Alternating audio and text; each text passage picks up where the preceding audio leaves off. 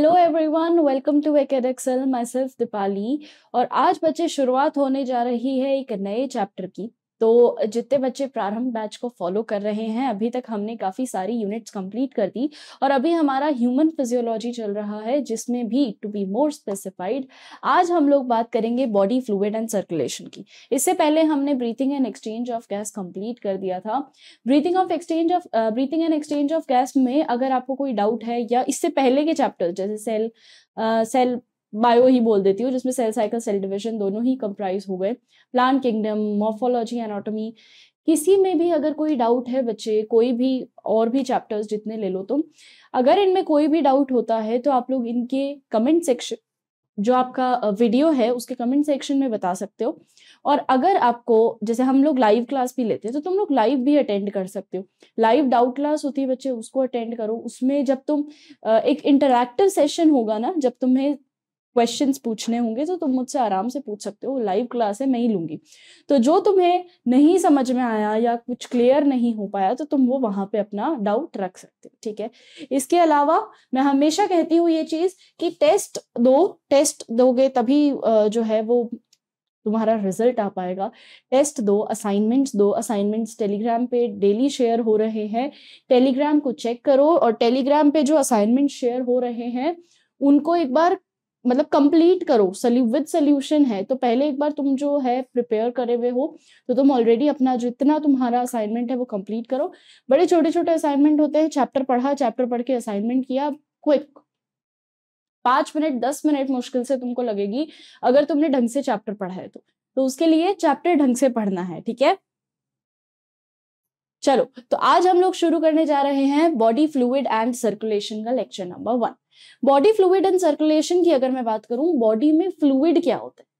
भाई यार, फ्लूइड मतलब लिक्विड, है ना। और बॉडी का लिक्विड हम एक इकलौती चीज पढ़ते हैं, दैट इज आर ब्लड।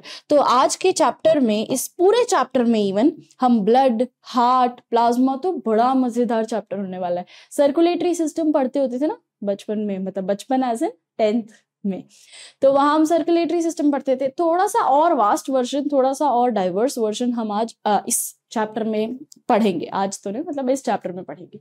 आज के टॉपिक्स जो हम मेजरली कवर करने वाले हैं वो है पहला ब्लड, सेकंड आ जाता है आपका प्लाज्मा, थर्ड है फॉर्म्ड एलिमेंट्स, जिस फॉर्म्ड एलिमेंट्स अभी बताऊंगी। ब्लड के अंदर प्लाज्मा होता है, फॉर्म्ड एलिमेंट्स होते हैं। फॉर्म्ड एलिमेंट्स यानी आपके आरबीसी हो गए, डब्ल्यूबीसी हो गए, ये प्लेटलेट्स हो गए, ये सारे leucocytes, WBC, and thrombocytes that are your platelets, ठीक है। तो आज के लर्निंग ऑब्जेक्टिव्स में हमारे पास ये चीजें रहने वाली है, क्योंकि कनेक्टिव टिश्यू है हमारे पास ब्लड। सबसे पहले अगर मैं ब्लड की बात करूं तो ब्लड क्या है बच्चे आपके पास? Connective tissue cell. ये पहले इसीलिए ही पढ़ाया जाता है ताकि जब आगे वर्ड्स का यूज होगा तो मैंने ये टिश्यू और सेल के लेक्चर 1 में ये चीज बोली थी कि सेल को पढ़ना इसीलिए जरूरी है क्योंकि जब तुम लोग सेल जान जाओगे, तुम लोग ग्रुप ऑफ सेल जान जाओगे, तब तुम्हारे लिए बहुत, group of cell is tissue, right. तो जब तुम एक वो चीज जान जाओगे तो तुम्हारे लिए आगे के टॉपिक्स में जब भी वर्ड रिपीट होगा तो वो कोई ऐसा बॉदरसम वर्ड नहीं होगा कि अरे भाई मैडम ऐसा भारी भरकम शब्द क्या बोल दिया। और अगर मैं बोल रही हूँ कनेक्टिव टिश्यू, तो कनेक्टिव टिश्यू से भी तुम आसानी से समझ सकते हो कि भाई यार दो चीजों को कनेक्ट कर रही है। कनेक्टिव टिश्यू मीडिएटर है एक बीच में, अगर मुझे यहाँ से यहाँ सामान पहुंचाना है तो इसके थ्रू जा सकता है, ठीक है। ये सारी चीजें हमने 9th में पढ़ी है। 9th पढ़ी है? Question mark. यही आ जाता है कि 9th, वाह क्या क्लास थी 9th, पर कोई उसको भी बेचारी को ध्यान नहीं देता। चलो, तो सबसे पहले ब्लड को देखते हैं। ब्लड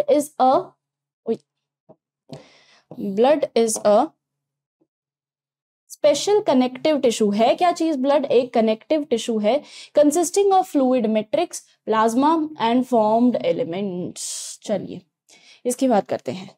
ब्लड के अंदर क्या चीज होती है बच्चे? ब्लड आपका बहुत एसेंशियल कंपोनेंट है, ब्लड के बगैर कुछ चीज नहीं है। ब्लड आपका कनेक्टिव एलिमेंट है और ब्लड जो है वो चलेगा किससे? देखो, अगर मैं बोलती हूँ, तुम सबके बहुत कॉमन एग्जांपल ले रही हूँ, ये ब्लड का एग्जाम्पल हम लोग समझाते हैं पानी से। जब पानी तुम लोग देखते हो ना, मोटर चलाई जाती है, मोटर चला के वो पानी ऊपर नीचे घूमता रहता है, तो वो मोटर तो क्या हो गई आपका heart, that motor is heart. अब जब जब हार्ट पंप करेगा ये ब्लड मूव होगा, जब जब ये ब्लड मूव होगा तब तक तुम्हारी बॉडी के अंदर ऐसा कह सकती हूँ मैं जान रहेगी, है ना, क्योंकि ये ब्लड बगैर कुछ भी नहीं है, ये ब्लड एक एक चीज को ट्रांसपोर्ट करने का काम करता है। तो ये आपकी बॉडी का ट्रांसपोर्टेशन को मेंटेन करता है, ट्रांसपोर्टेशन को देखता है, तो helps in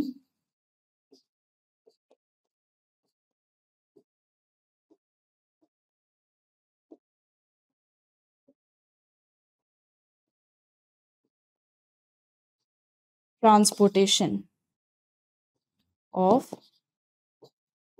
substances, helps in transportation of substances। भाई एक जगह से दूसरी जगह लेके जाना है, यही काम है, एक जगह से दूसरी जगह लेके जाना है, सिंपल सा काम। अब इस ट्रांसपोर्टेशन के टाइम पे इसके पास बच्चे दो चीजें आती है। इस ब्लड के अंदर क्या क्या चीजें होती है? सबसे पहला इसके अंदर आता है आपके पास प्लाज्मा,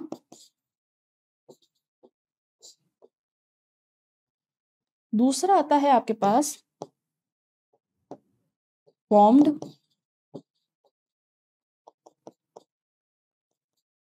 एलिमेंट्स। पहला is your plasma and second is your formed elements. Now see, plasma क्या होता है? प्लाज्मा इज दैट लिक्विड जिसके अंदर बहुत न्यूट्रिशनल लिक्विड होता है। प्लाज्मा जो अपना ब्लड है, ब्लड तुम देखते हो खून जो होता है वो लिक्विड होता है ना, कभी भी सॉलिड खून नहीं देखोगे तुम, लिक्विड खून होता है। तो लिक्विड किसके कारण है, क्या चीज है वो चीज, वो जो पानी है उसके अंदर, दैट इज योर प्लाज्मा। तो प्लाज्मा वो लिक्विड है और उसके अंदर, क्योंकि ऐसा भी नहीं है खून हमको लाल रंग का दिखता है ना, तो लाल रंग का क्यों दिखता है? लाल रंग का इसीलिए दिखता है क्योंकि उसमें हीमोग्लोबिन है, और कोई ना कोई सेल ही होगी ना बच्चे जो हीमोग्लोबिन को लेके जाएगी। ये तो ना हीमोग्लोबिन मस्त हैश करने बैठा है, ऐसे तो बैठेगा नहीं। तो है क्या चीज कि फॉर्म्ड एलिमेंट्स में हमारे पास आते हैं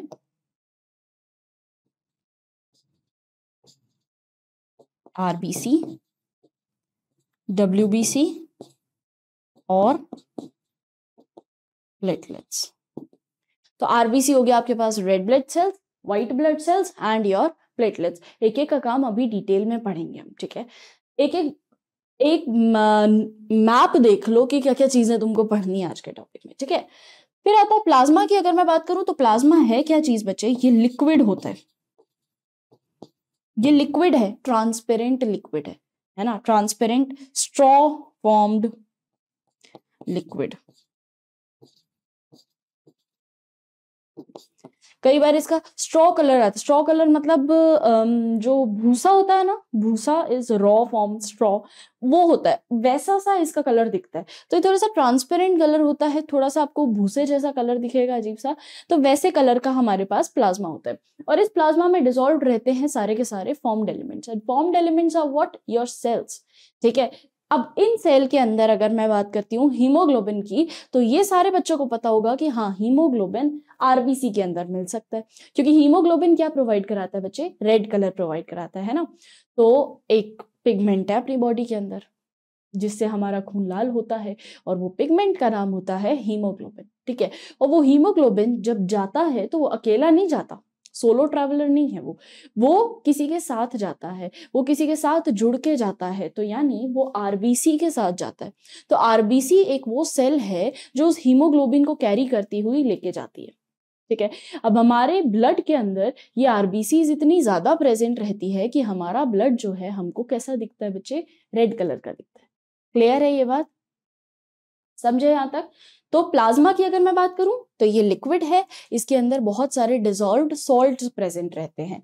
तो क्या प्रेजेंट रहते हैं यहाँ पे? बहुत सारे डिसॉल्व्ड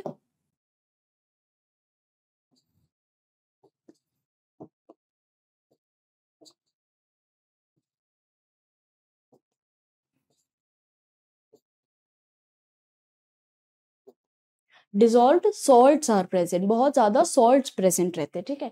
तो ये ब्लड का आपके पास क्या आ गया है? पूरा एक माइंड मैप, ठीक है। ये ब्लड के अंदर होगा, ये तुम्हारे ब्लड के अंदर, हर ब्लड के अंदर रहता है। चलो आगे बढ़ते हैं, अब बात करते हैं प्लाज्मा की। अब अगर मैंने बोला, क्योंकि मैंने क्या बोल रही हूँ मैं, ये एक माइंड मैप टाइप है, इसके अंदर एक एक चीज डिटेल में देखें। सबसे पहले आता है तुम्हारा प्लाज्मा। अब प्लाज्मा में क्या क्या चीजें होती है वो सुनना। सबसे पहले प्लाज्मा इज स्ट्रॉ कलर्ड, बंजर बैम्बू, बैम्बू भी नहीं बोल सकते, भूसा जैसा colour, straw colour, viscous fluid constituting nearly 55% of the blood, but 55% blood comprise करता है प्लाज्मा और 45% वो, ये भी चीज लिख लो। 55% तुम्हारे पास कौन होगा बच्चे, प्लाज्मा होता है, और 45% जो है आपके पास फॉर्म्ड एलिमेंट्स होते हैं। ये इनका प्रोपोर्शन रहता है। ये एक चीज और एडिशनल आ गई, तो ये हमारे पास इस तरीके का प्रोपोर्शन रहता है जिसमें 55% is your plasma and 45% are your formed elements, यानी आरबीसी, डब्ल्यूबीसी एंड प्लेटलेट्स। चलो, तो 55% क्या कंप्राइज कर रहा है, ये प्लाज्मा हमारे बॉडी के अंदर रहता है। 90 to 92% प्लाज्मा के अंदर पानी ही है। तो लिक्विड वो क्यों है, क्योंकि उसके अंदर पानी है, ठीक है। तो पानी क्या है, पानी अपनी लिक्विड स्टेट में है, और वो पानी 90 से 92% है बेटा प्लाज्मा में प्रेजेंट, ठीक है। अगला, proteins contribute 6 to 8% of it. अब इसके अंदर देखो क्या क्या चीजें, चलो इसको लिखते हैं। चलो, तो हम अब प्लाज्मा में देखते हैं कि क्या क्या चीजें मिली हुई होती है।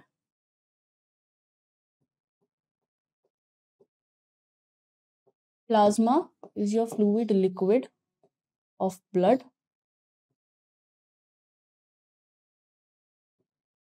इसमें सबसे ज्यादा तो होता है बच्चे वाटर, सबसे ज्यादा इसमें मिला हुआ होता है पानी, ठीक है। कितना परसेंट, 90 to 92%। सोचो कितना एक्सेस में पानी मिला हुआ है, क्योंकि तभी वो वही चीज है जो लिक्विड बना रही है। और यहाँ पे आ जाता है हमारे पास कुछ दूसरी चीजें, जो कि आपके पास कितनी 2 से 8% तक प्रेजेंट रह सकती है। अब वो दूसरी चीजों में क्या क्या चीजें आएगी, दूसरी चीजें यानी कि क्या हो गया मैडम, दूसरी कौन सी चीजें आ गई, दूसरी चीजें ये हो जाती है बच्चे कि कुछ सॉल्यूट्स, जैसे कि कुछ डिसॉल्व्ड सॉल्यूट्स,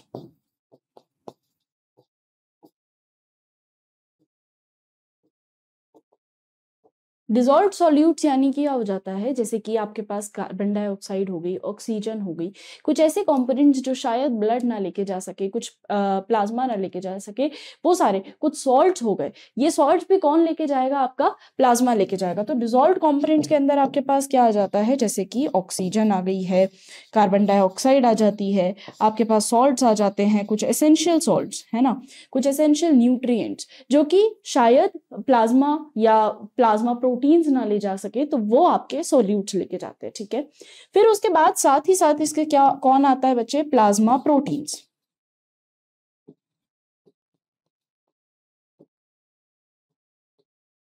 प्लाज्मा प्रोटीन्स, तो प्लाज्मा के अंदर क्या क्या चीज आई, 90 से 92% तो उसके अंदर पानी है, तो लिक्विड इसी कारण है वो, ठीक है।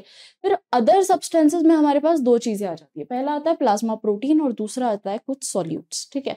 प्लाज्मा प्रोटीन्स के अंदर क्या आता है, प्लाज्मा प्रोटीन्स में हम कुछ प्रोटीन्स पढ़ते हैं, जैसे कि कौन से प्रोटीन्स हो गए, जैसे कि हो गया एल्ब्यूमिन, जैसे कि हो गया ग्लोब्यूलिन, जैसे कि हो गया अपने पास फाइब्रिनोजन,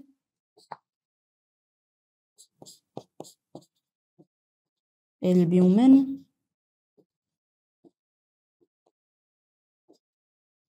ग्लोब्यूलिन,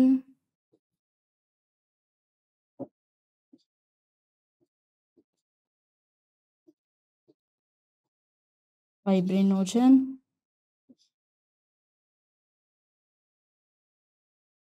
और प्रोथ्रोम्बिन।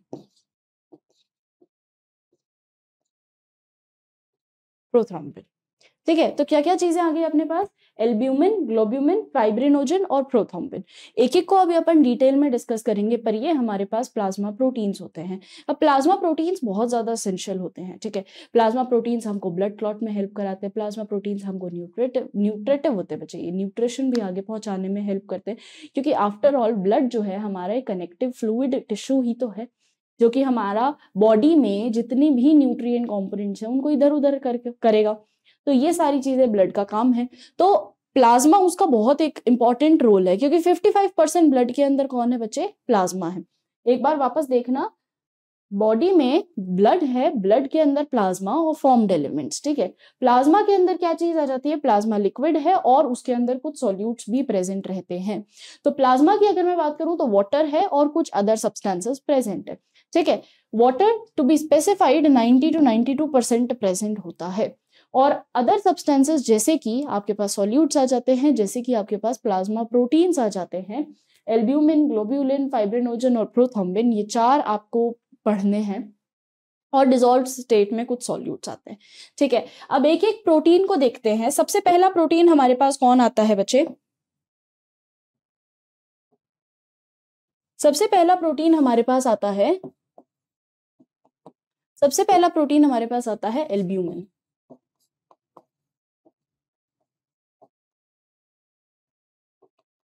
एल्ब्यूमिन, एल्ब्यूमिन सबसे ज्यादा छोटा प्रोटीन, मतलब वो कैसे भी पास आउट हो सकता है, बड़ा छोटा सा प्रोटीन होता है, बड़ा ही स्मॉलर। तो smallest protein and x very large in number, सबसे ज्यादा प्रेजेंट है तो मोस्ट अबंडेंट।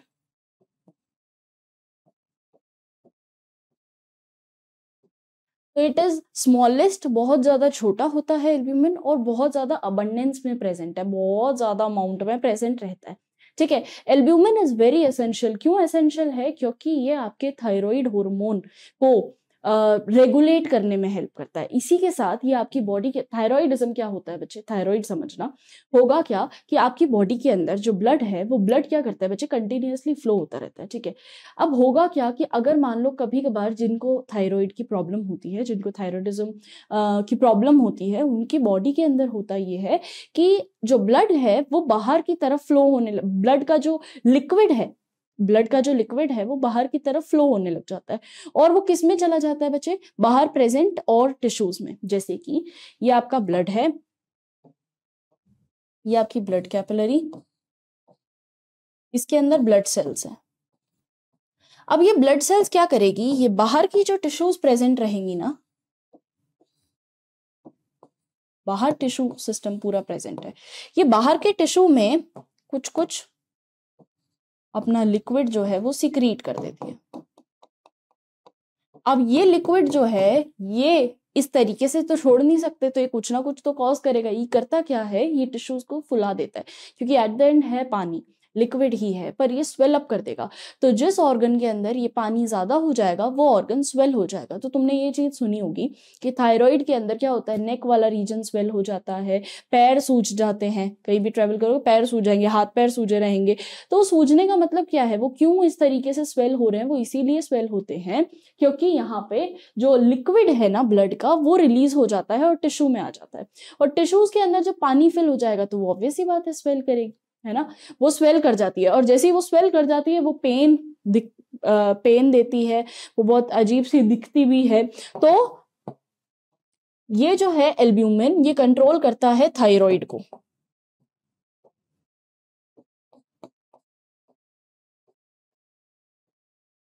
तो ये थायराइड को कंट्रोल करता है, और थायराइड हार्मोन को कंट्रोल करता है, रेगुलेट करता है।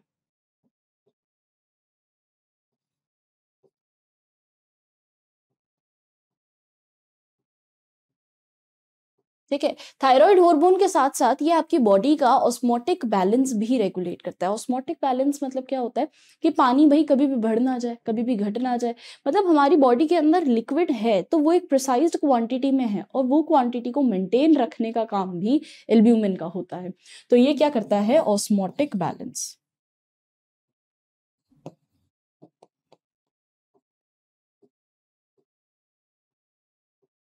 ये आपकी बॉडी में ऑस्मोटिक बैलेंस भी क्रिएट करता है। क्लियर, समझ में आई बात। नेक्स्ट आता है मेरे पास ग्लोब्यूलिन।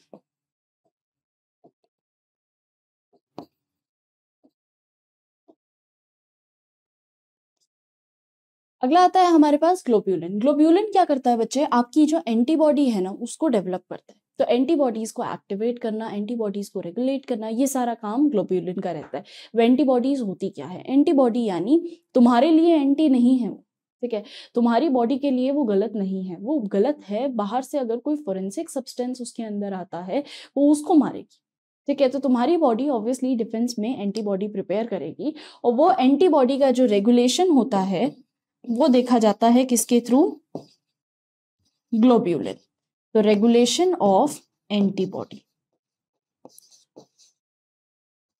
कि एंटीबॉडी किस तरीके से बननी चाहिए, मतलब ऐसा एकदम प्राइमर काम इसका ये नहीं है, प्राइमरी काम इसका ये नहीं है, but still it helps in the formation of antibody. Next आता है आपके पास प्रोथ्रोम्बिन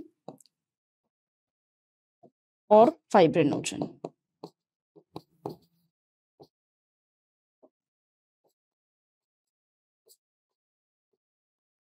अब फाइब्रिनोजन, जन जिसके पीछे लग जाता है ना बच्चे, ये चीज समझना ही इनएक्टिव फॉर्म में, हमेशा याद रखना। फाइब्रिनोजन GEN जिसके भी पीछे आता है वो अपने इनएक्टिव फॉर्म में रहती है।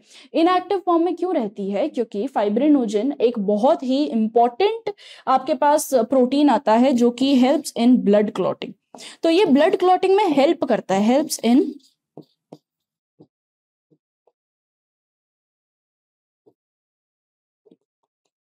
अब ये पूरा आपको ब्लड क्लॉटिंग में हेल्प करेगा। ब्लड क्लॉटिंग मतलब जैसे खून बह रहा है ना, अब वो बहता ना रहे। भाई यार तुम्हारे चोट लग गई, चोट लगने के बाद खून बहता जा रहा है, खून की नदियां बह गई, ये थोड़ी ना चीज हमको चाहिए। हमको क्या चाहिए कि प्रॉपर एक बार अगर खून निकल रहा है तो वो एक टाइम के बाद प्रॉपर आके वो जम जाए या तो वो सूख जाए, है ना। तुम देखते होंगे जब गिर वर जाते हो तो उस टाइम पे एक करूंट जिसको बोलते हैं हिंदी में, एक रेड कलर का एक पैच सा बन जाता है जिसको हम लोग बोलते हैं कि यार ये अब हील हो जाएगा, है ना। अब ये चीज धीरे धीरे हील होना शुरू होगी और इस चीज को हम कहते हैं कि अब यहाँ ब्लड क्लॉट होगा। ठीक है, अब तुम सोच के देखो, अगर ये अभी तो ये इनएक्टिव फॉर्म में है तब ये ब्लड क्लॉटिंग का काम कर रहा है, अगर ये एक्टिव फॉर्म में हो जाए, अगर ये ब्लड के अंदर एक्टिव फॉर्म में प्रेजेंट रहेगा तो बेटा क्या करेगा? ये हर समय ब्लड क्लॉट करता रहेगा, है ना, हर समय ब्लड क्लॉट करता रहेगा। तो इसीलिए ये इनएक्टिव फॉर्म में प्रेजेंट रहता है, ये एक्टिव फॉर्म में नहीं होता। और ये एक्टिव फॉर्म में ना होने का इसका यही कारण है कि भाई अगर ये कंटिन्यूअस ब्लड क्लॉट करता रहा तो क्या ही कर लेगा इंसान, कंटिन्यूअस उसकी बॉडी के अंदर क्या होता जाएगा बच्चे? क्लॉट्स बनने शुरू हो जाएंगे। और क्लॉट थोड़ी ना अच्छी चीज होती है, मतलब हमको लगे तब हमारे क्लॉट बने वो ठीक चीज है, बट बिना लगे ही क्लॉट बने जा रहे हैं आपकी बॉडी में तो वो ट्रांसपोर्टेशन में दिक्कत देंगे। ट्रांसपोर्टेशन में दिक्कत देते हैं वो जो आपकी किडनी है उसकी फिल्ट्रेटिंग पोर्स के अंदर जाके इकट्ठा हो जाएंगे। तो क्लॉट क्या करता है? क्लॉट एक ही जगह पे दिक्कत नहीं देगा, क्लॉट आपका जो यूरिन फॉर्मेशन है, फिल्ट्रेशन वाली चीज है, उसको दिक्कत देगा, वहां पे आके रुक जाएगा। वहां पे रुक जाएगा तो आपका फिल्ट्रेशन यूनिट जो है वो धीरे और गलत तरीके से काम करना शुरू हो जाएगा। तो ये सारी चीजें होती है, तो क्लॉट हम बनना नहीं प्रेफर कर सकते। और फोर्थ हमारे पास जो आता है प्रोथ्रोम्बिन,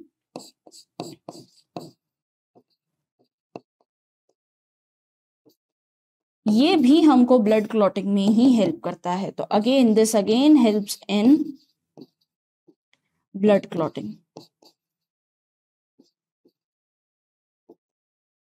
और दोनों ही चीजें किसमें प्रेजेंट है बच्चे? अपने इनएक्टिव फॉर्म में प्रेजेंट है, प्रेजेंट इन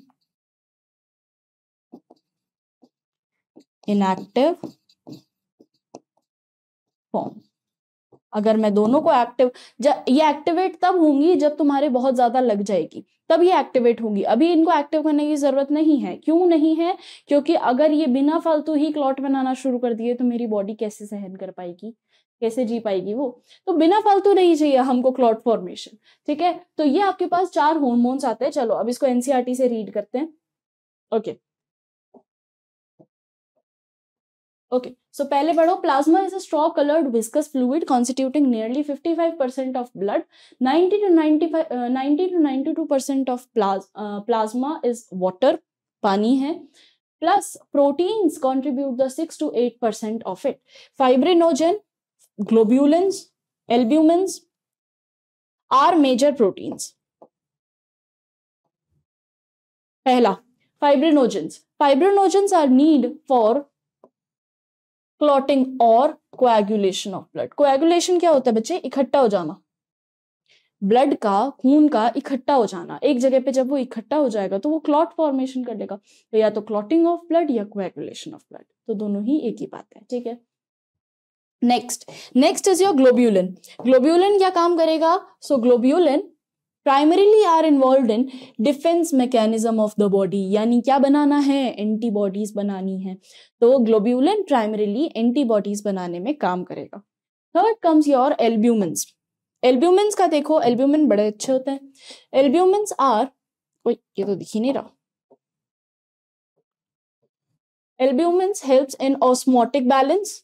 ऑस्मोटिक बैलेंस क्या हो जाता है बच्चे, कि आपकी बॉडी में पानी कितना ज्यादा रहना चाहिए, क्या उसकी क्वांटिटी रहनी चाहिए, कितना बॉडी के अंदर पानी की एसेंशियलिटी है, मतलब एक रेगुलेशन करना कि भाई पानी कम भी नहीं होना चाहिए, पानी ज्यादा भी नहीं होना चाहिए, वो चीज को बैलेंस करने का काम आपका एल्ब्यूमिन करता है। Plasma also contain small amount of minerals like sodium, calcium. अब ये सारी चीजें किसमें आती है, आपके सॉल्यूट्स में। तो जहां अपन ने सॉल्यूट्स देखा था ना, ये जो अपन सॉल्यूट्स की बात कर रहे थे, इन सॉल्यूट्स के अंदर, डिजोल्व सॉल्यूट्स के अंदर आपके पास सारी ही चीजें आ जाती है, जैसे कि कैल्शियम हो गया, सोडियम हो गया, मैग्नीशियम हो गया, सारी चीजें इसके अंदर आ जाएंगी बच्चे। तो ये सारे सॉल्यूट्स ही तो हैं। तो यहाँ पे ये यही चीज बोल रहा है कि जितने आपके सॉल्यूट्स हैं, plasma contain small amount of minerals, जैसे कि सोडियम, कैल्शियम, मैग्नीशियम, HCO3 और chlorine. Glucose, amino acids, lipids, जो चीजें ब्लड में जानी तो है पर आरबीसी नहीं लेके जा सकती, प्लेटलेट्स नहीं लेके जा सकते, तो यार काम किसका बना फिर। हम बोलते हैं कि प्लाज्मा हमारा सॉल्ट्स लेके जा रहा है, प्लाज्मा हमारा एसेंशियल मिनरल्स लेके जा रहा है। वो एसेंशियल मिनरल्स कहाँ है और क्या है? एसेंशियल मिनरल्स हैं आपके पास ये सारी चीजें, जिसको प्लाज्मा लेके जाएगा, क्योंकि ब्लड को लेके जाना है। अब ब्लड के अंदर प्लाज्मा ही तो है, प्लाज्मा लेके जा रहा है, सिंपल। तो ये सारी चीजें जैसे कि ग्लूकोज हो गया, अमीनो एसिड्स हो गए, लिपिड्स हो गए, ये सारी चीजें are also present in plasma as they always are transit, as they always in transit the body, हमेशा आवक जावक करते ही रहेंगे ये बॉडी में। फैक्टर्स फॉर कोएगुलेशन और clotting of blood are also present in plasma in an inactive form, है ना। ये देखो बहुत इंपॉर्टेंट, महा इंपॉर्टेंट लाइन है कि भाई जो फैक्टर्स रिस्पॉन्सिबल हैं कोएगुलेशन के लिए, कोएगुलेशन को ही क्लॉटिंग बोलते हैं बच्चे, ठीक है। तो एक जगह इकट्ठा हो जाना is coagulation of blood, and clotting is again the same thing, कि एक जगह इकट्ठा हो जाना सारी चीजों का is clotting of blood. Are also present in the plasma in an inactive form. ये है असली शब्द की सारी चीजें प्रेजेंट तो है पर किस फॉर्म में है, इनएक्टिव फॉर्म में। यहां अपने पास आ जाता है फाइब्रिनोजन,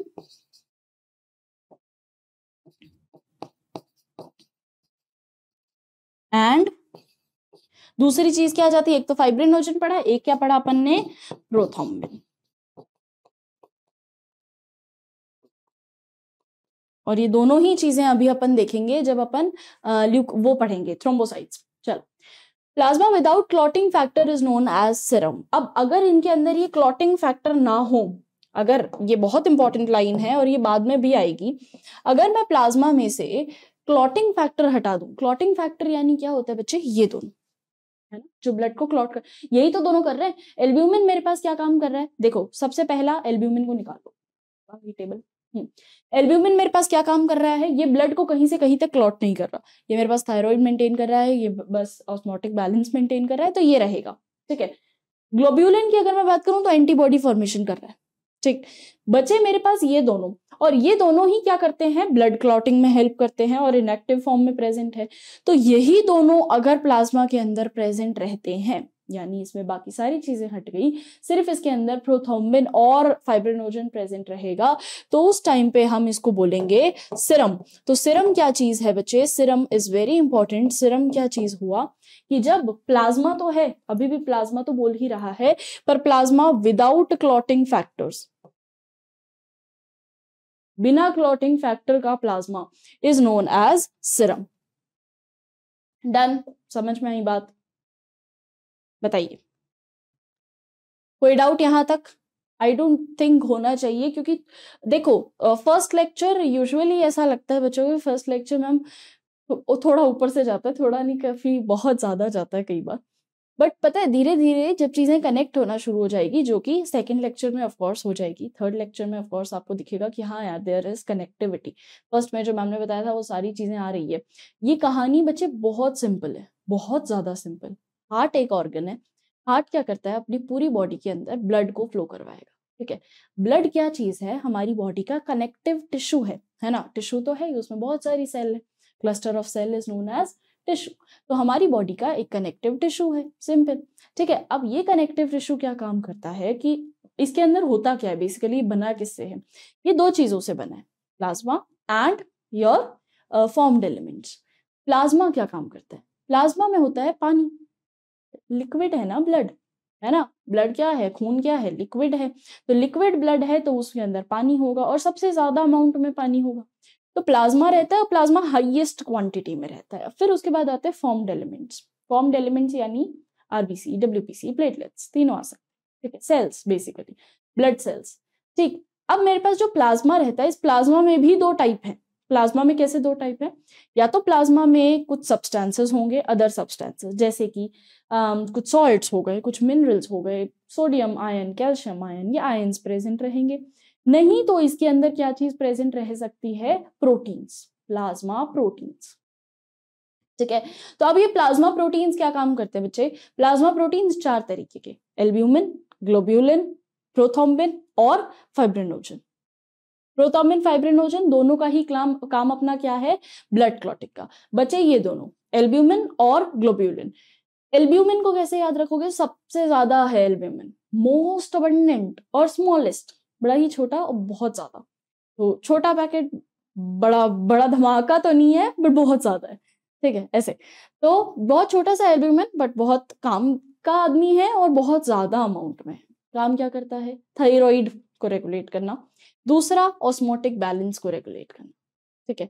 फिर उसके बाद मेरे पास आता है कौन, ग्लोब्यूलिन। ग्लोब्यूलिन क्या काम करता है, आपकी एंटीबॉडीज फॉर्मेशन में हेल्प करता है। तो एंटीबॉडी फॉर्मेशन, डिफेंस मैकेनिज्म में हेल्प कर रहा है, ठीक है। तो ये आपके पास दोनों क्या चीजें हो गई, फॉर्म्ड एलिमेंट्स, प्लाज्मा की चीजें हो गई। अब हमको क्या पढ़ना है, फॉर्म्ड एलिमेंट्स की तरफ चलते हैं, ठीक है। ये सारा प्लाज्मा की तरफ हो गया। तो अब प्लाज्मा में ये सारी चीजें आ जाती है हमारे पास, जितने प्रोटीन्स थे, जितना लिक्विड था, क्लियर। अब चले फॉर्म्ड एलिमेंट्स पे। फॉर्म्ड एलिमेंट्स मेरे पास तीन तरीके के, डब्ल्यूबीसी, आरबीसी एंड प्लेटलेट्स, ठीक है। चलो,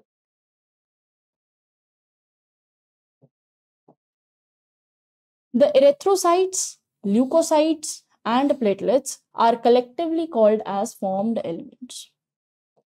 ना आपने तो झूठ बोल दिया, क्या क्या नाम लिखवा रहे हो, इरेथ्रोसाइट, ल्यूकोसाइट, ये कहां से आ गए भाई। आरबीसी का ही नाम है इरेथ्रोसाइट, डब्ल्यूबीसी का ही नाम है ल्यूकोसाइट, और प्लेटलेट्स को वो बोलेंगे थ्रोम्बोसाइट्स, पर अभी आएगा, एक में तुमको राहत दे दी। थ्रोम्बोसाइट्स बोलते हैं, प्लेटलेट्स को बोलते हैं, ठीक है। चलो next, they constitute nearly 45% of the blood. पूरा अपन ने अभी देख ही लिया, स्टार्टिंग के अंदर 55% प्लाज्मा है, 45% फॉर्म्ड एलिमेंट्स है, ठीक है। तो ये formed elements 45% of blood comprise कर रहा है। एरिथ्रोसाइट्स और रेड ब्लड सेल्स, सबसे पहले रेड ब्लड सेल्स को पढ़ते हैं।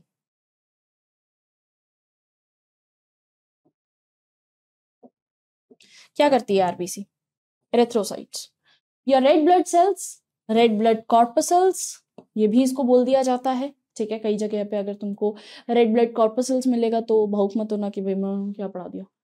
Are most abundant of all the cells, सबसे ज्यादा प्रेजेंट है, आर मोस्ट अबंडेंट सबसे ज्यादा है, ठीक है। A healthy adult has an on average कितनी है, 5 मिलियन से 5.5 मिलियन, 5 मिलियन से 5.5 मिलियन प्रेजेंट रहती है in every mm³ of blood. तो कितनी प्रेजेंट है, सोच के देखो, मिलियंस में आपके पास आरबीसी प्रेजेंट रहती है, ठीक है। RBCs are formed in red bone marrow in the adults, formed in red bone marrow in the adults. एक एक चीज है, लिखें इसको, चलो लिखते हैं इसको। पहला आता है आपके पास RBC, red blood sales,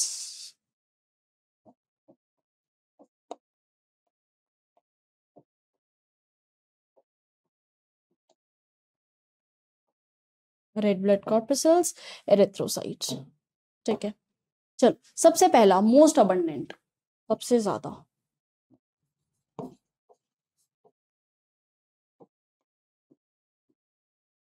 most abundant. Second, ये इसके अंदर पता है आरबीसी की खास बात क्या होती है, पहले तो अपन इसका लिख लेते हैं नंबर, कितना है भाई, अपन अभी पढ़ा 5 मिलियन,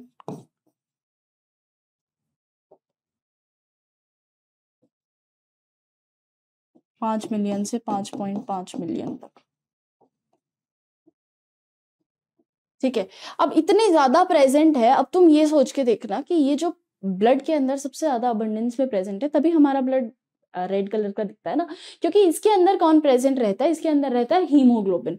तो इसके अंदर कौन प्रेजेंट रहेगा, inside RBC haemoglobin is present. Haemoglobin बड़ा ही अच्छा आदमी, हीमोग्लोबिन जिसको हमने ब्रीथिंग एंड एक्सचेंज में भी पढ़ा, ब्लड में भी हमारा पीछा नहीं छोड़ेगा। तो हीमोग्लोबिन इज प्रेजेंट, है ना, हीमोग्लोबिन इसके अंदर प्रेजेंट रहता है। अब ये हीमोग्लोबिन अगर देखो, सोच के देखना, एक कंटेनर, कंटेनर भी नहीं, कंटेनर ही ले लो चलो, एक शू बॉक्स है, शू बॉक्स बहुत अच्छा एग्जांपल आ गया, चलो एक शू बॉक्स है।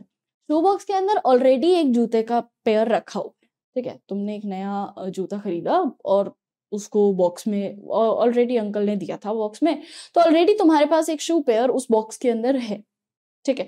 अब तुम अगर पुराना जूते को सोचो कि यार मैं इसको भी इस बॉक्स में डालना चाहता हूं, तो कैसे फिट कराओगे, नहीं करा सकते, है ना।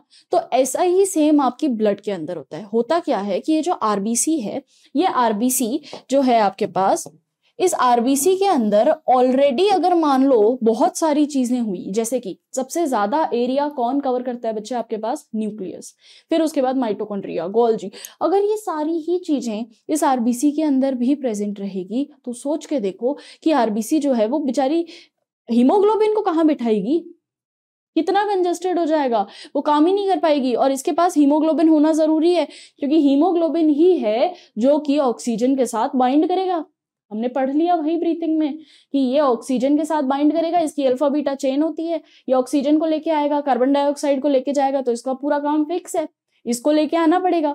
और इसको बिठाने के लिए इसके अंदर की जितनी चीजें हैं वो सब खाली होनी पड़ेंगी, है ना, उन सब चीजों को अपने को खाली करना पड़ेगा। तो होता क्या है कि जो आपकी आरबीसी होती है, इस आरबीसी के अंदर न्यूक्लियस नहीं होता।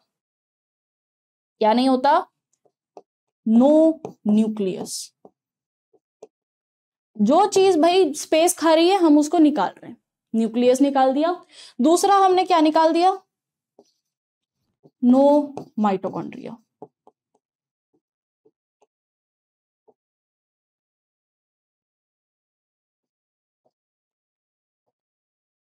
न्यूक्लियस भी निकाल दो, माइटोकॉन्ड्रिया भी निकाल दो, अब तो जगह हो गई, है ना, उसमें से तुमने वो पेयर ऑफ शू निकाल दिया, अब तो जगह हो गई। अब तुम आराम से डाल लो, पुराना वाला डालना चाहो, नया वाला डालना चाहो, तुम्हारे पास जूते का बॉक्स एकदम खाली है। तो इसके अंदर जो आरबीसी होती है आपकी, उसके अंदर न्यूक्लियस नहीं होता, they are devoid of nucleus and they are devoid of mitochondria. तो माइटोकॉन्ड्रिया भी नहीं, न्यूक्लियस भी नहीं। लिखते हैं point, no mitochondria and no nucleus। अब यार सोच के देखो, न्यूक्लियस बेचारा, brain of the cell, soul of the cell, कितने सारे तो नाम दे दिए थे तुमने इसको न्यूक्लियस को।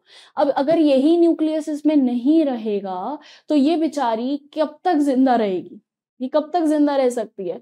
अगर तुमने इसके अंदर का न्यूक्लियस ही निकाल दिया तो ये कब तक जिंदा रहेगी, कम टाइम तक। तो इसका जो लाइफ स्पैन होता है बहुत ही ज्यादा कम होता है, यानी ये बार बार नई बनती रहती है, ये बार बार मरती है, बार बार नई बनेगी, बार बार मरेगी, बार बार नई बनेगी। तो दे आर कंटिन्यूअसली फॉर्मिंग। तो इनका जो लाइफ स्पैन रहता है वो कितना रहता है बच्चे, 120 डेज, बस 120 दिनों तक ये सेल आपकी जिंदा रहती है। 120 दिन बाद ये मर जाती है, मरने के बाद नहीं आ जाती है, ठीक है।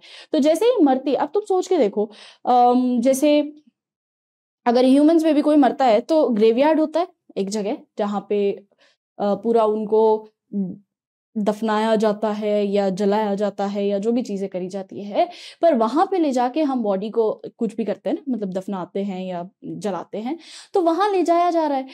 अब अगर मान लो आरबीसी मर गई, बीच ब्लड के अंदर मरी हुई आरबीसीज भी चल रही है, ऐसा तो हो नहीं सकता। तो इनको भी कहीं ना कहीं हमको रखना पड़ेगा कि भाई बीच में तो नहीं आए ना कम से कम ये ब्लड फ्लो के। तो हम मरी हुई आरबीसीज को, यानी जो आरबीसीज मर जाती है, जो आरबीसीज खत्म हो जाती है, वो कहाँ चली जाती है बच्चे, वो चली जाती है स्प्लीन में, ठीक है, कहाँ चली जाती है? स्प्लीन में। तो स्प्लीन को हम कहते हैं SPEEN। स्प्लीन एक आपकी बॉडी में ऑर्गन होता है ना, और कहाँ प्रेजेंट होता है? Present behind stomach.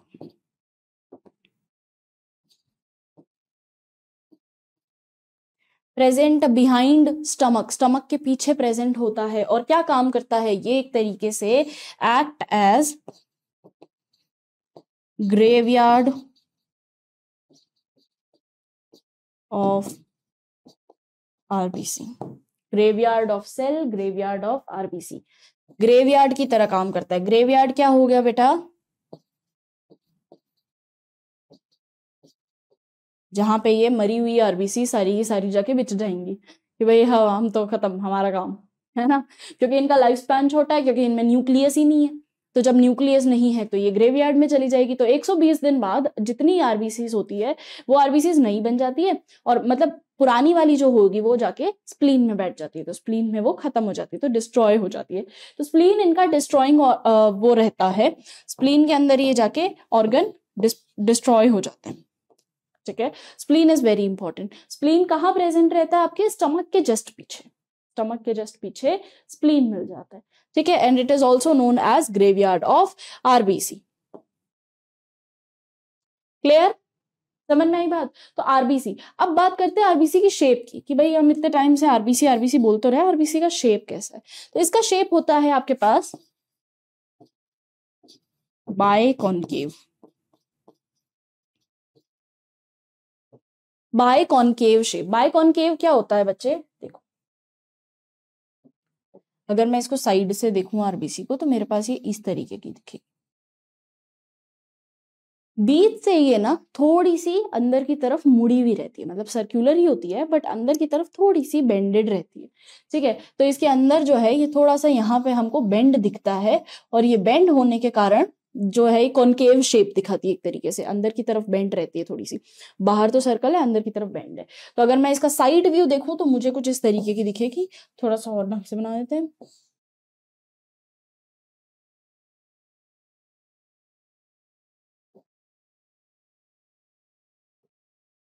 तो ये आपकी दोनों कॉनकेव साइड आ गई हैं, और यहाँ से ही थोड़ी सी बेंड रहती है। ठीक है, तो यहाँ थोड़ा सा बेंडिंग, थोड़ा सा ये कॉनकेव साइड आ गया है आपके पास, ये वाला रीजन, दिस इज कॉनकेव वाला रीजन, बेंडिंग वाला रीजन, और इस तरीके की आपके पास आरबीसी प्रेजेंट रहती है। ठीक है, चल अब आरबीसी के बारे में थोड़ा और देखते हैं। तो आरबीसी, अच्छा एक चीज इसने और बोल दी कि ये बोन मैरो में फॉर्म होती है, इसको भी देख लो। यहाँ एक प्रोसेस बताती हूँ। एक प्रोसेस होता है जिसको हम कहते हैं एरेथ्रोपोएसिस। एरेथ्रोपोएसिस मतलब ही यही होता है फॉर्मेशन ऑफ आरबीसी, कि भाई आरबीसी बनना है ना, फॉर्मेशन ऑफ आरबीसीज, कि आरबीसीज बनेंगी। तो आरबीसीज कहीं ना कहीं से तो बनेंगी ना, वो कैसे बनती है? अगर मैं बात करती हूँ इन्फेंट की, एकदम ही नया बच्चा, अर्ली इन्फेंट है ना, to be more precise early infant की, तो अर्ली इन्फेंट्स में जो आरबीसी बनता है वो बनता है योक सैक में। ठीक है, एग, एग में योक सैक, तो योक सैक के अंदर अर्ली इन्फेंट्स का आरबीसी बनता है, फॉर्म होता है।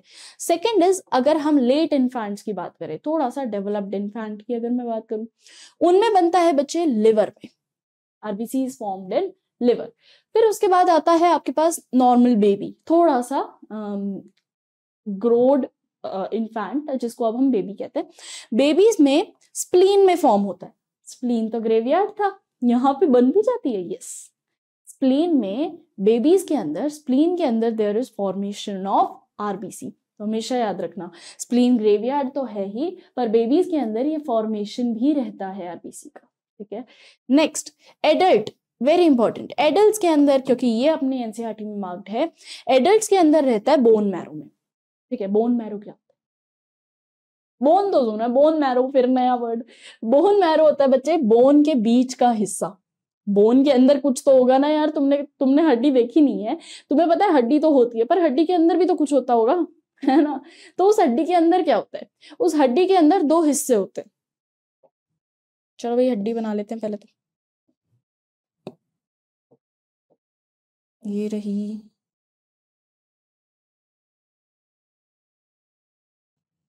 इस तरीके की हड्डी होती है ना। यार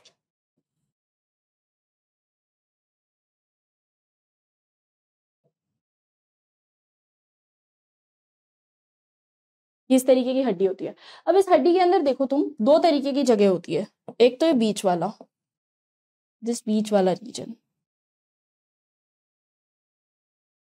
इसको हम कहते हैं येलो रीजन। और इस हड्डी के आसपास यानी ऊपर नीचे यहाँ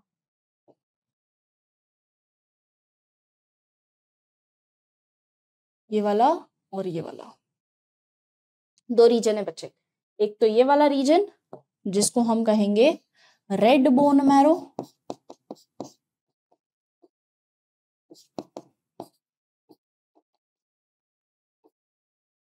रेड बोन मैरो, ठीक है।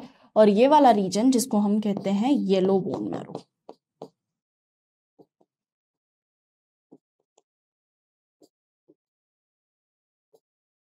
ठीक है, तो आपके पास दो रीजन्स आ जाते हैं, रेड बोन मैरो और येलो बोन मैरो के। तो red bone marrow, yellow bone marrow बनती कहाँ है आरबीसी? Red bone marrow. ठीक है, रेड बोन मैरो एक जगह है जिसमें बोन्स में एक एरिया जहां से आरबीसी जो होंगी आपकी वो बनेंगी। ठीक है, येलो बोन मैरो से नहीं बनती। चलो नेक्स्ट आता है हमारे पास, अभी इन आरबीसी के बारे में और देखो। RBCs are devoid of nucleus. भाई न्यूक्लियस है नहीं, अभी जस्ट हमने बात करी, न्यूक्लियस है ही नहीं इनके अंदर। ठीक है, they are biconcave in shape. Biconcave, concave shape structure होता है इनका, है ना, बाइकॉनकेव है। They have red colour, iron containing complex protein called haemoglobin. क्या क्या चीजें प्रेजेंट है बेटा जी इसके अंदर? देखो, iron containing, red colour, red colour क्योंकि आयरन है ना, आयरन, जंग का कलर देख लो, जंग का कलर कैसा होता है? रेडिश कलर ही तो होता है, रेडिश ब्राउन कलर। तो वही कलर हमारे खून का होता है सेम, तो वो कलर प्रेजेंट होता है। कॉम्प्लेक्स प्रोटीन है, हीमोग्लोबिन है क्या चीज? हीम पार्ट तो है उसका, हीम पार्ट तो है उसका क्या, कौन सा रीजन जो रेड कलर प्रोवाइड करेगा? आयरन कंटेनिंग, है ना। यहां देखो,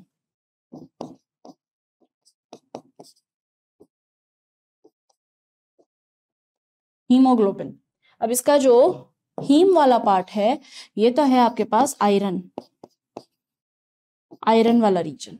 ठीक है, और जो ग्लोबिन है आपके पास, वो ग्लोबिन हो जाते हैं आपके पास कुछ प्रोटीन्स, प्रोटीन्स। तो haemoglobin is iron containing proteins. तो ऐसे प्रोटीन्स जिनके अंदर आयरन है, सिंपल।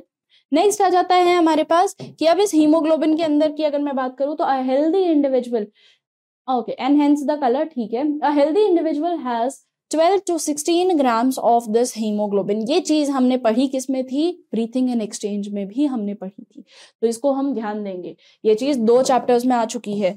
12 से 16 ग्राम ऑफ हीमोग्लोबिन है इन एवरी एडल्ट ह्यूमन के अंदर। इन 100 ml ऑफ ब्लड, अगर मैं 100 ml ऑफ ब्लड की बात करूं तो हमारे पास कितना आ जाता है बच्चे? कितना हीमोग्लोबिन? 12 से 16 ग्राम। Important. Next, these molecules play a significant role in transport of respiratory gases. Respiratory gases कौन सी हो जाती है आपके पास? जैसे कि ऑक्सीजन एंड कार्बन डाइऑक्साइड, क्योंकि ये इसी से बाइंड होते हैं और इसी का ट्रांसपोर्ट कराना होता है, जो कि हमने बहुत प्रॉपर तरीके से ट्रांसपोर्टेशन ऑफ गैसेस में पढ़ लिया था। ये हीमोग्लोबिन एक ऐसी गाड़ी है जिसमें या तो ऑक्सीजन जाएगी या कार्बन डाइऑक्साइड आएगी, simple. Next, RBC have an average lifespan of 120 days, after which they are destroyed in spleen, after which they are destroyed in spleen, spleen में ही खत्म हो जाती है ना, also known as graveyard of RBC, very important.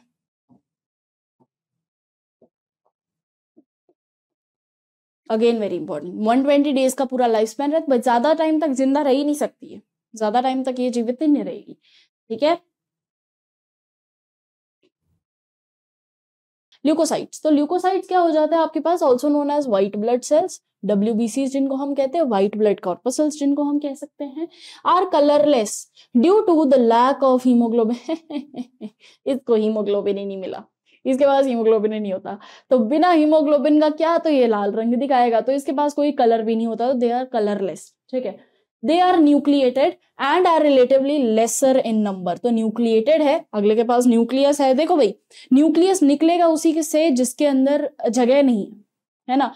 तुम्हारे पास अगर शू box है, तो शू बॉक्स में शू निकाल के तुम तभी डालोगे ना जब तुम्हारे पास और कोई जगह नहीं है, और कोई बॉक्स नहीं है ना। बिना फालतू क्यों निकालोगे अपना नया जूता। तो ये वही चीज है कि अगर सेल के अंदर जगह नहीं है, तब वो एक चीज निकाल के दूसरी चीज को फिट करेगा, बिना फालतू नहीं करेगा। अभी इसके पास है ही नहीं हीमोग्लोबिन, तो अगले के पास है nucleus. They are relatively lesser in number which on an average is about 3000 to 8000 millimeter cube, मतलब mm पर क्यूब ऑफ ब्लड। तो देखो 3 mm ब्लड, यानी इसके अंदर आपके पास 6000 से 8000 आपके पास WBCs होती हैं बस। और वो बहन कौन बैठी थी, मिलियन में, है ना। आरबीसी को तुमने अभी देखा, आरबीसी कितनी थी, मिलियन, 5.5 मिलियन लगे पड़े हैं। तो ये चीज, leukocytes are generally short lived. We have two main categories of WBC, क्या है देखेंगे अभी, ग्रेन्युलोसाइट्स एंड एग्रेन्युलोसाइट्स। चलो इसको देखते हैं, चलिए इसको देखते हैं। अब क्या होता है अपने पास WBC, दैट इज योर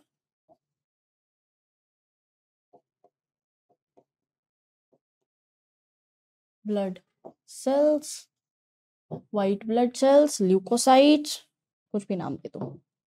ठीक है, अभी अपन ने बात करी काम क्या होता है बच्चा इनका। इनके पास न्यूक्लियस होता है, तो दे हैव न्यूक्लियस,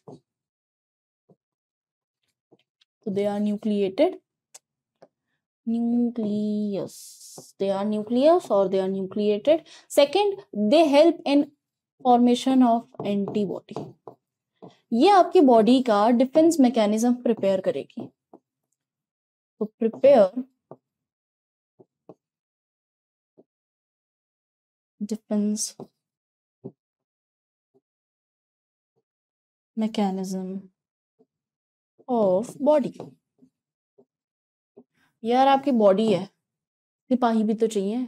कोई फॉरेंसिक सब्सटेंस आ गया, उसको खत्म कौन करेगा, खराब मतलब यार बेकार चीजें तुम्हारी बॉडी के अंदर, खत्म कौन करेगा, एंटीबॉडी खत्म करेंगी। वो एंटीबॉडी बनेंगी कैसे, देखो बच्चे दो नाम आएंगे आपके सामने, एंटीजन और एंटीबॉडी। एंटीजन को ऐसे याद रखना, दूसरा आदमी है जन, जन मतलब जन मतलब क्या, फॉरेंसिक। ठीक है, antigen is your forensic element जो आपकी बॉडी के अंदर आ जाएगा। एंटीबॉडी या आपकी अपनी बॉडी है और ये आपको प्रोटेक्ट करेगी। तो हमारी बॉडी के अंदर एंटीबॉडी होती है। कई बच्चे इसी में कंफ्यूज रहते हैं, पूरा जीवन कंफ्यूजन में ही बिता देते हैं कि मैम एंटीजन कौन सा था, एंटीबॉडी कौन सी थी। तो एंटीबॉडी वो होती है जो आपकी बॉडी में ऑलरेडी फॉर्म्ड है, जो आपकी WBCs प्रिपेयर कर रही हैं, ये एंटीबॉडी है ना। एंटीजन कौन है, दूसरा आदमी हमारी बॉडी के अंदर आ रहा है, जैसे कि बैक्टीरिया आ गया, जैसे कि वायरस आ गया, कोई भी आ सकता है। ठीक है, तो दूसरा फॉरेंसिक सब्सटेंस अगर मेरी बॉडी में आएगा, उसको मैं कहूंगी antigen. I don't know him. और मेरी बॉडी के अगर मेरी बॉडी अगर कोई डिफेंस मैकेनिज्म, कोई सोल्जर्स, कोई आर्मी बना रही है, तो वो हो गया एंटीबॉडी। तो मेरी बॉडी एंटीबॉडीज फॉर्म करती है व्हाइट ब्लड सेल्स की मदद से। तो व्हाइट ब्लड सेल्स उनको हेल्प करती है, white blood sales basically form करती है। ठीक है, व्हाइट ब्लड सेल्स होती ही है, एंटीबॉडी बनाएंगी अभी। अब इसमें अभी अपन ने पढ़ा कि ये दो तरीके की हो सकती है, दो तरीके देख लो भाई। तो ये आपके व्हाइट ब्लड सेल्स जो होती है, ये दो तरीके की होंगी, ग्रेन्युलोसाइट्स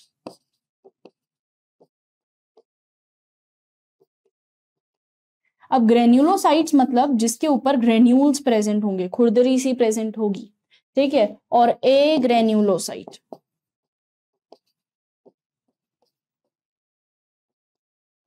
जिसके ऊपर कोई ग्रेन्यूल्स नहीं है, नो ग्रेन्यूल्स आर प्रेजेंट। तो ग्रेन्युलोसाइट्स और ए ग्रेन्युलोसाइट। ठीक है, ग्रेन्युलोसाइट जिसपे ग्रेन्यूल्स प्रेजेंट रहते हैं, और ए ग्रेन्युलोसाइट्स जिसपे कोई ग्रेन्यूल्स प्रेजेंट नहीं रहेंगे। तो ग्रेन्युलोसाइट्स के अंदर अपने पास क्या आ जाता है, सबसे पहले तो लिख लो ग्रेन्यूल्स प्रेजेंट, और यहां ग्रेन्यूल्स एब्सेंट। ठीक है, अब प्रेजेंट वाली के अंदर क्या चीज आ जाता है बच्चे, सबसे पहला कि प्रेजेंट वाली की 3 तरीके की होती है। ठीक है, वैसे मैंने एक टेबल बनवाई है, तो टेबल भी अभी हम देखेंगे। ये देखो, ये टेबल है, अभी इस टेबल को भी अपन देखेंगे। सबसे पहले इनके नाम लिख देते हैं।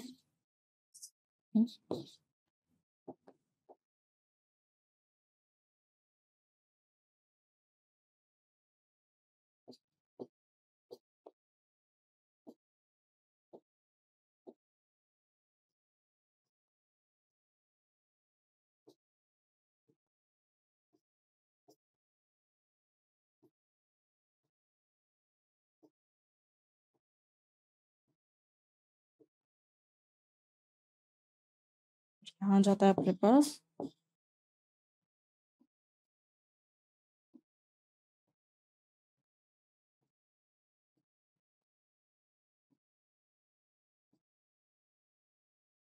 ओके। सो सबसे पहले अपने पास आ जाता है,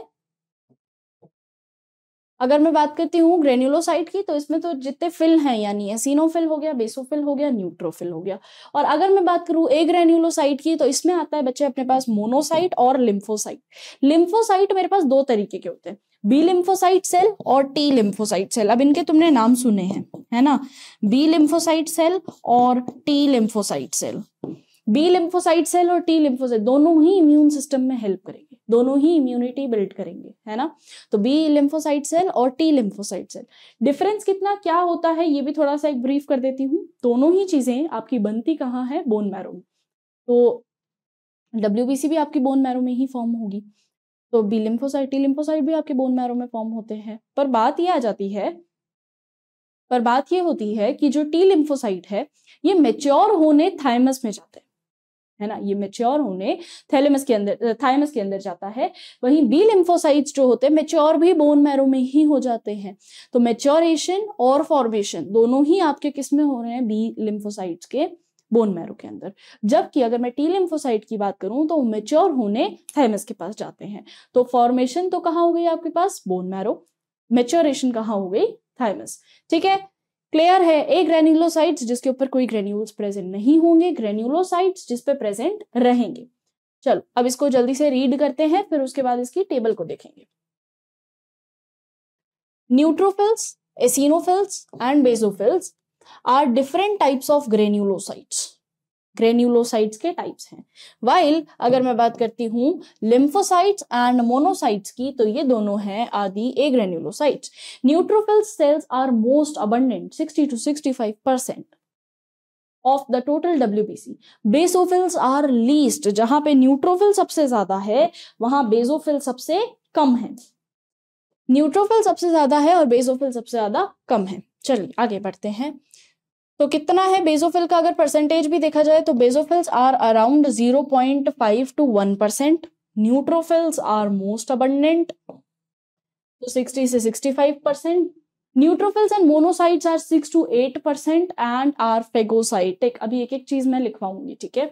which destroy the forensic organism. Phagocytic मतलब क्या होता है बच्चे, फेगोसाइटिक मतलब बाहर का फॉरेन एलिमेंट्स को खा जाना।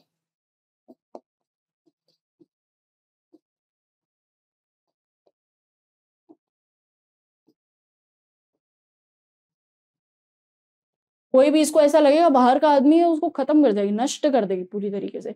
तो फॉरेन सब्सटेंस को खा जाना, ठीक है, ये होता है फेगोसाइटिक। तो ये फेगोसाइटिक होती है। Which destroy the foreign organism entering in the body. Foreign organism मतलब बैक्टीरिया आ गया, वायरस आ गया। Basophil secrete the histamine, serotonin, heparin etcetera are involved in inflammatory reactions. एक एक को पढ़ेंगे। और एसिनोफिल्स जो है रेजिस्ट करती है इन्फेक्शंस को।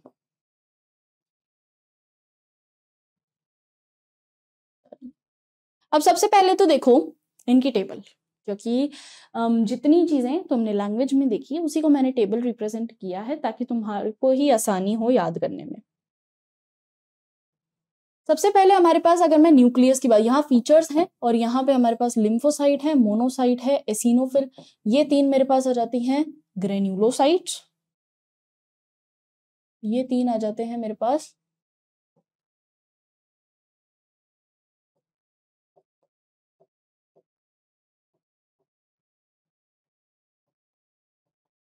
ग्रेन्युलोसाइट्स। ये दोनों है मेरे पास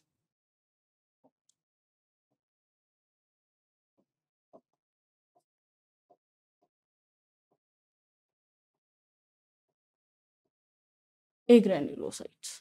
ठीक है, तो ग्रेन्युलोसाइट, ए ग्रेन्युलोसाइट। ए ग्रेन्युलोसाइट को अगर हम देखें तो इसमें लिम्फोसाइट राउंड स्ट्रक्चर्ड होते हैं, न्यूक्लियस, ठीक है, इसका सेल का न्यूक्लियस जो तुमको दिखेगा वो राउंड स्ट्रक्चर दिखेगा, ऐसा न्यूक्लियस। बीन शेप स्ट्रक्चर, ये हो गया आपके पास बीन शेप स्ट्रक्चर रहता है मोनोसाइट्स का। तीसरे आ जाओ एसिनोफिल्स पे।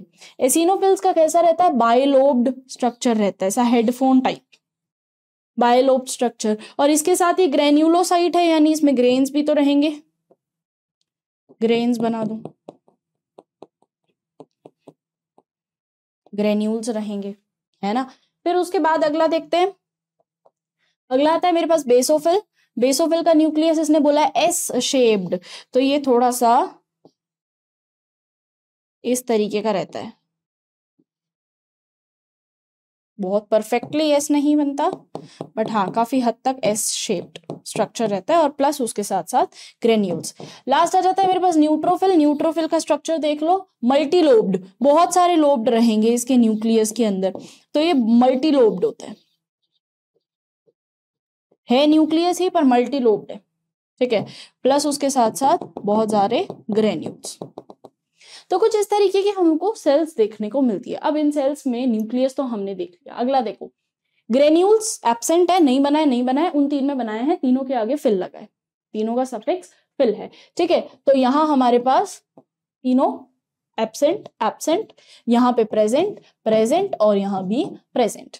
नेक्स्ट आता है मेरे पास, नेक्स्ट इज परसेंटेज, कितनी अमाउंट में प्रेजेंट है भाई, ये प्रेजेंट रहती है बॉडी में 20 to 25%, 20 से 25% रहती है। काम क्या करती है वो देखना। लिम्फोसाइट्स आपका इम्यून रिस्पॉन्स डेवलप करते हैं, जैसे कि बी और T cells, B lymphocyte T lymphocyte, अभी मैं जस्ट बता के चुकी हूँ। बी लिम्फोसाइट टी लिम्फोसाइट आपका बॉडी का इम्यून सिस्टम, इम्यून रिस्पॉन्स को जेनरेट करना, इम्यून रिस्पॉन्स के लिए हेल्प करती है, ठीक है। नेक्स्ट मोनोसाइट 6 से 8% प्रेजेंट है, और फेगोसाइटिक है, फेगोसाइटिक यानी ईट फॉरेन सिक सब्सटेंस।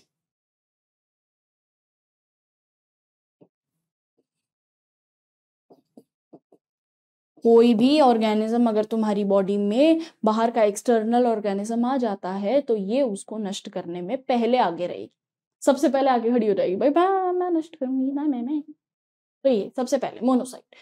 एसिनोफिल्स क्या होते हैं, 2 से 3% प्रेजेंट है, और एलर्जीज में, मतलब एलर्जीज कॉज करना, और कई बार क्या होता है कि ये ज्यादा हो जाती है नंबर में, दैट कैन कॉज एलर्जीज, और ये एलर्जीज के लिए रिस्पॉन्सिबल रहती है, ठीक है।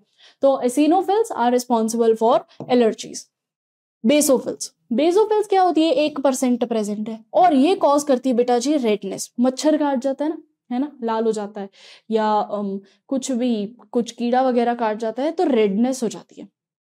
कर क्या रहे हैं, अगर कोई भी इंसेक्ट, कोई भी जानवर अगर तुमको खा जाता है तो उससे रेडनेस इसीलिए हो जाती है क्योंकि उसका जो एसिड है वो तुम्हारी बॉडी में आ गया, फॉरेंसिक सब्सटेंस।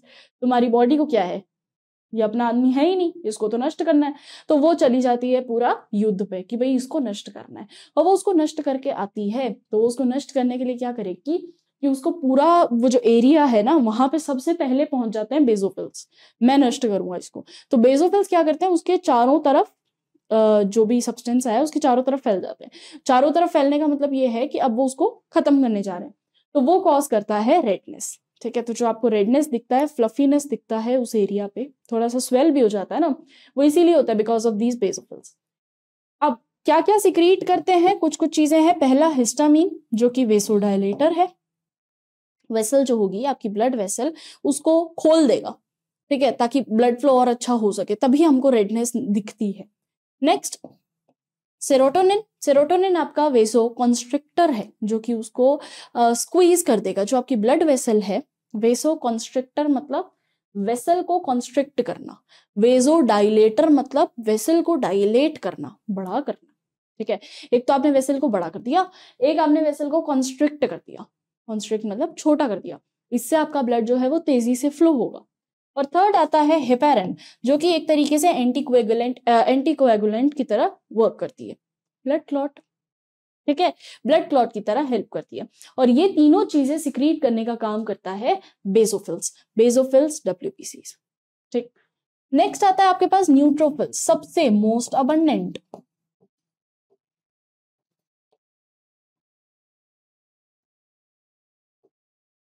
सबसे ज्यादा प्रेजेंट है, सबसे ज्यादा। और ये क्या काम करती है, फेगोसाइटिक है, यानी सेल को अगेन फॉरेंसिक सब्सटेंस को डिस्ट्रॉय करने का काम, first to arrive at the site of infection. और सबसे ज्यादा ना भीड़ है तो वो देखने आ जाती है, क्या हो रहा है, लगता है कोई आ गया है जो हमारी बॉडी का नहीं है, खत्म करते हैं इसको, ये वही काम करेगी। तो ये आगे सबसे पहले भीड़ बन के खड़ी हो जाती है कुछ हो ना हो, भीड़ तैयार है भाई, बोल तू क्या करना है।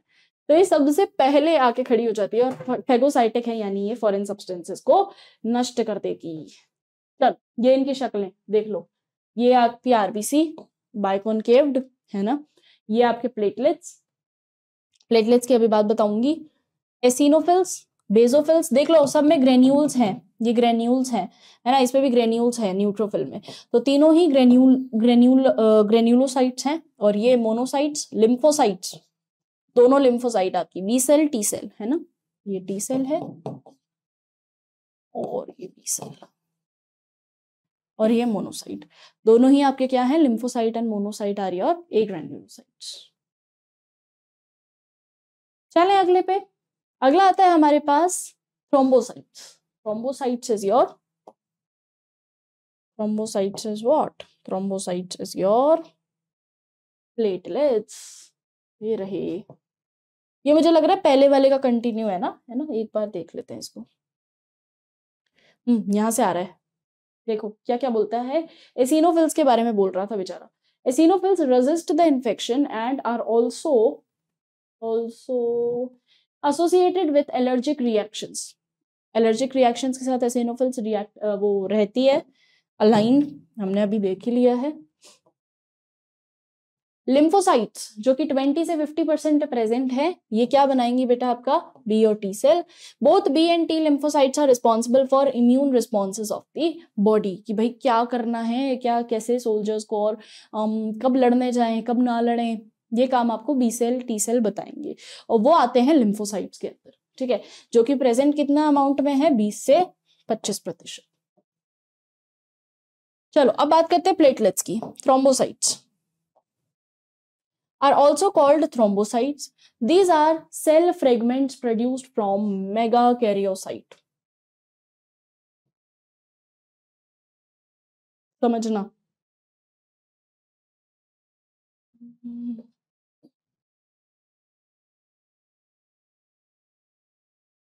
ये एक बड़ी सी सेल, ठीक है। अब ये सेल क्या करती है, टूट जाती है, बाय एनी रीजन ये सेल नष्ट हो जाएगी और क्या बना देगी, छोटी छोटी बहुत सारी सेल्स। तो छोटी छोटी बहुत सारी सेल्स आर कॉल्ड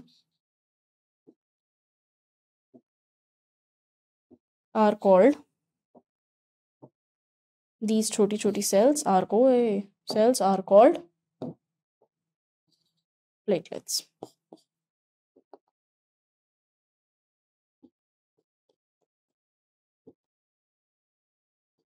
तो बेसिकली एक सेल टूट गई और जितने उसके टुकड़े हुए वो सारे प्लेटलेट्स कहलाते हैं। ठीक है, तो एक सेल टूट जाती है जिसको हम मेगा कैरियोसाइट्स कहते हैं।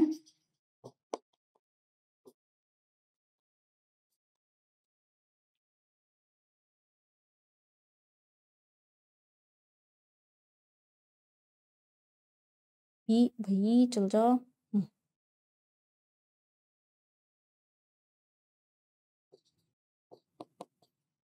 मेगा